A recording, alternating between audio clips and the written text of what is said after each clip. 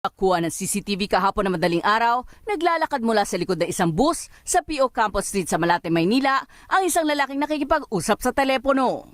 Sumisilip siya sa mga kotseng nakaparada lang sa labas ng isang hotel at nilampasan ang taong nagdidilig sa may labas. Maya-maya pa, lumusot na siya sa gilid ng isang SUV. Di nagtagal, naglabas siya ng flashlight at sunod-sunod na sinilip ang bintana ng 4 pang katabing sasakyang nakahilera sa labas ng isang hotel. Di pa nakontento at tumawid para sumilip din sa mga sasakyang nakaparada sa katapat na hotel. Pagkatapos ito, bumalik siya sa unang paradahan at nilapitan na ang target na sasakyan. Isang UP volleyball player, dumayo lang sila sa hotel tapos nagkaganon pa. Sumenyas ng suspect at dumating ang isa nakamotor. Binasag nila ang salamin ng kotse, kaya't umilaw na ito. Saka sila tumakas.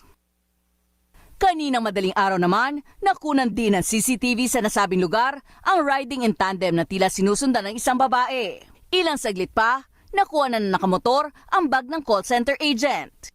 Naramdam ko mas malakas yung hila sa akin. Tapos sabi ko, ay, yun na, snatch na yun. Cellphone po, tsaka po yung dalawang wallet ko.